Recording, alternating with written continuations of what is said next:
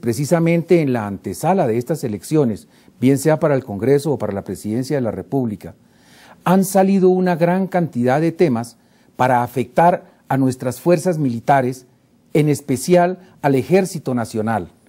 Pero ¿qué es lo que buscan?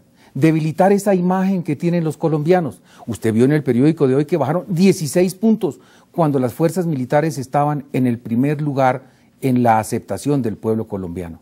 ¿Pero por qué traigo esto a colación? Porque definitivamente nuestras fuerzas militares están constituidas por personas y quienes pueden cometer los delitos, quienes pueden cometer los errores, quienes pueden cometer las arbitrariedades son hombres o mujeres, pero no la institución. Las instituciones tienen que estar por sobre todo en el país, y más esta institución que es la defensa de Colombia. Debe haber el más severo castigo para quienes violen las normas, pero por supuesto que hay que estar atentos de que no se genere una búsqueda de erosión de la legitimidad de las fuerzas militares en Colombia. ¿Cómo lo siente usted en su cuerpo de militares y almirantes? ¿Cómo evalúan lo que ha sucedido en estas últimas semanas, lo que empezó con el tema de las interceptaciones de ese lugar Buxi? Si usted se acuerda en los medios de comunicación, porque yo por lo menos no tengo acceso a ningún expediente, ni es mi interés tampoco, no se ha podido comprobar hasta este momento que haya habido una actuación ilegal. Sin embargo, muchos medios de comunicación se dedicaron a atacar directamente a las fuerzas militares, en particular a nuestro ejército, y si usted se acuerda, el mayor énfasis lo estaban haciendo están minando con esas interceptaciones el proceso de paz. Entre otras, hay que tener mucho cuidado porque cualquier tipo de negociación que se llegue a hacer con los bandidos de las FARC no le va a traer la paz definitiva a nuestro país. Esto es un proceso muy largo. ¿Cómo es eso, almirante? Explíqueme ese concepto. ¿Cómo, particularmente, cuál es el alcance, en su opinión, de la negociación con las FARC? Están negociando con un grupo de delincuentes. Llevaron a los cabecillas principales a negociar en nombre de un grupo de delincuentes de las FARC que están asesinando, matando, robando, etcétera, en todo nuestro territorio nacional, e inclusive, tengo entendido, afectan a los ciudadanos de los países vecinos. Estas personas, por lo que se ha visto en los medios de comunicación, no tienen el control de todos los delincuentes, o sea que todos los delincuentes no aceptan lo que ellos dicen.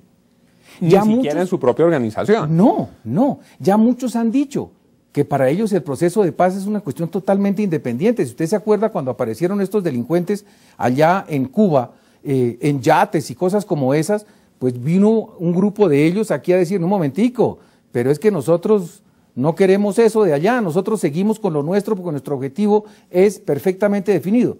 Habrá otro grupo que continuará con el negocio ilegal de las drogas. ¿Usted cree que van a dejar ese negocio de las drogas? Si es lo que les ha dado durante los últimos 30 años, precisamente esa opulencia que han tenido, con eso han podido comprar las armas, las municiones, las conciencias de colombianos. Esa es la única razón real por la cual las FARC es la guerrilla más antigua de América Latina, porque cambió su naturaleza de organización doctrinaria guerrillera a cartel de narcotráfico. Si la memoria no me falla, fue en las reuniones que tuvieron en 1984, esto es hace 30 años, se dieron cuenta de cómo podían obtener esos grandes beneficios económicos para ellos estando en el negocio del narcotráfico.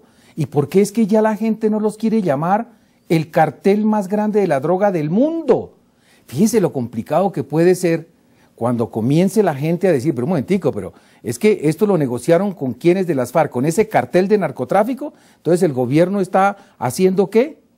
Yo creo que el gobierno está buscando primero sacar a un grupo de delincuentes y traerlos a la vida civil para que dejen de asesinar y matar.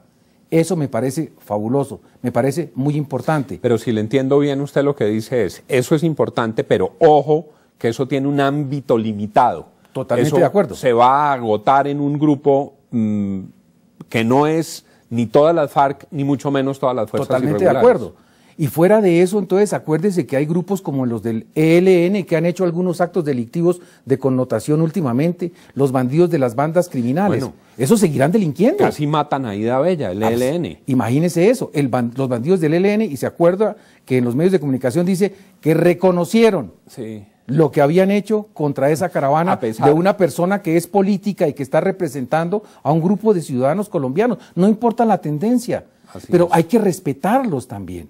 Pero esos bandidos no los respetan. Entonces, el concepto de la paz, que se supone llegará con la firma de un acuerdo con estos bandidos, no es la paz que esperamos todos los colombianos, no es la paz que hemos añorado todos los colombianos durante los últimos 50 años.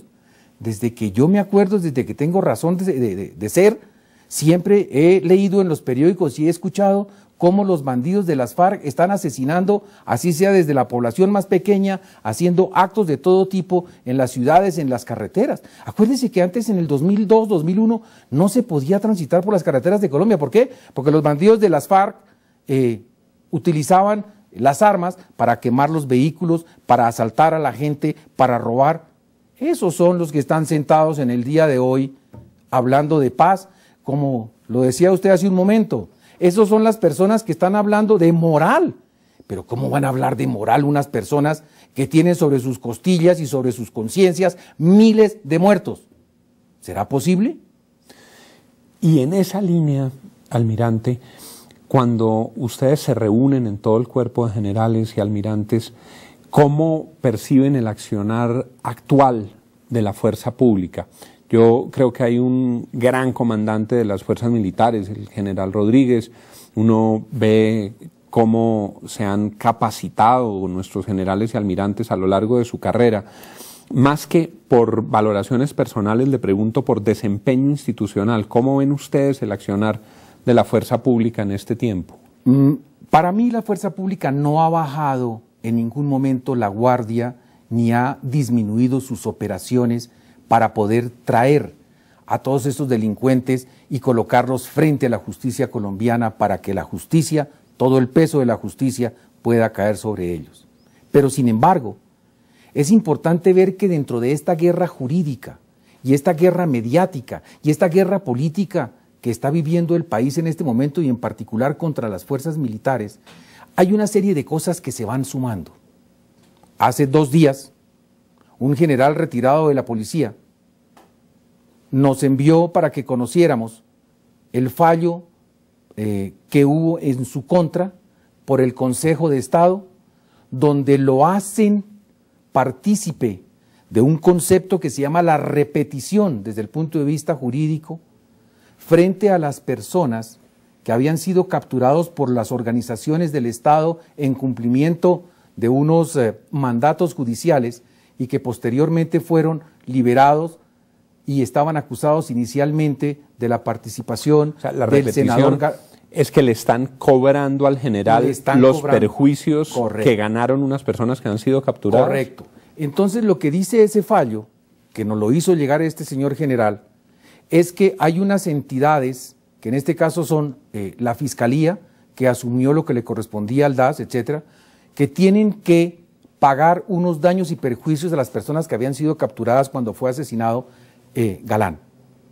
Pero resulta que al finalizar todo el fallo, la parte resolutiva, entonces dicen, este general con el otro general, que es el general Peláez, y es el otro general Maza Márquez, tienen que pagar de su bolsillo lo que decía anteriormente que tienen que pagar las instituciones, cuando realmente, cuando se detiene a una persona y se le lleva a la cárcel, tiene que haber una orden de un juez de la República.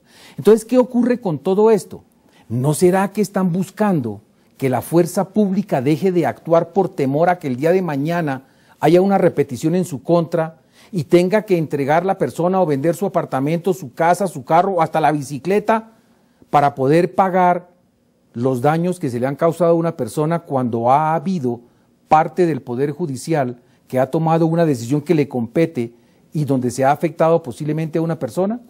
Todo esto forma parte de esa guerra y todo eso va minando realmente, me parece a mí, la voluntad de la gente. Si usted se acuerda, senador, en una época muy reciente le dio a muchos de los jueces de la República, cuando había algún encuentro con los bandidos de las FARC o del ELN o de las bandas criminales, que llegaban y detenían a todo un pelotón, le quitaban sus armas solamente por afectarlos moralmente, bajo el concepto de que estaban definiendo cuál era el verdadero responsable de haberle disparado al delincuente cuando se encontraba en desarrollo una operación militar.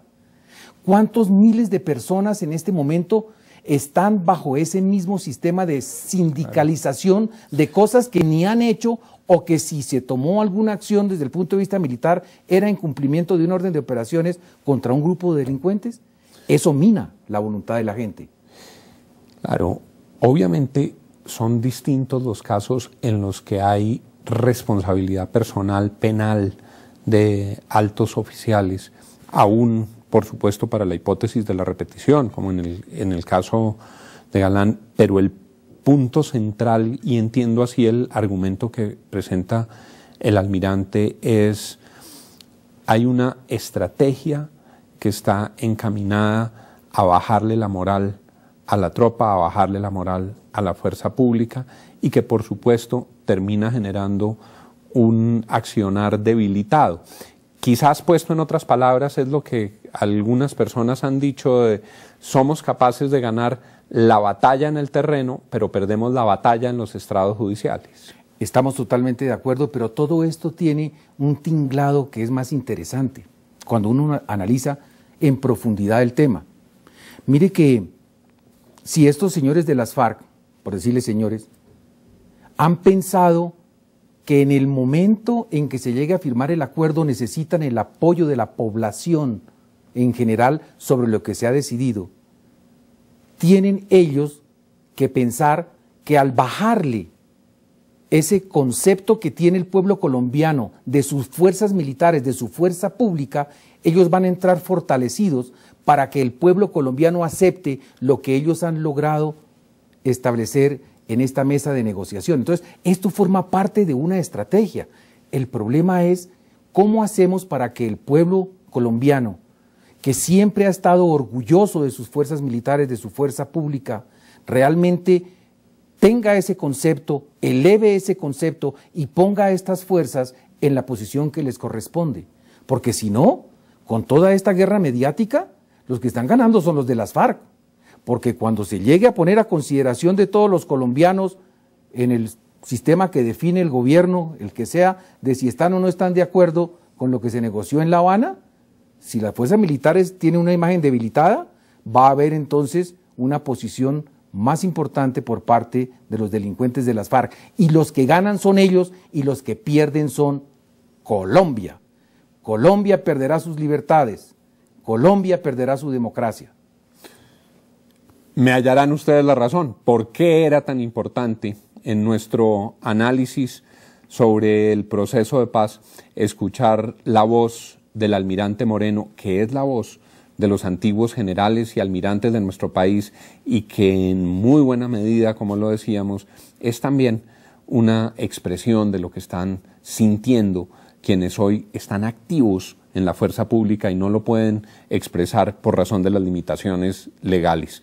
Temas muy importantes que tienen que ver con la sostenibilidad de un proceso de paz que tiene que estar cimentado, soportado en el respeto y la dignidad por la fuerza pública, que tiene que estar garantizado en su sostenibilidad, en la capacidad de brindarle a la fuerza pública la seguridad institucional y la seguridad jurídica para que siga garantizando el derecho a la vida y los derechos fundamentales de los colombianos, y para que no se vaya a romper una claridad que es fundamental para la vida de la República de Colombia, y es que las fuerzas del orden, las fuerzas militares, las fuerzas armadas, nuestra fuerza aérea, el ejército, la armada de Colombia obran desde la institucionalidad y no se les puede equiparar con quienes desde el terrorismo, desde el narcotráfico, desde la criminalidad han agredido a nuestros conciudadanos.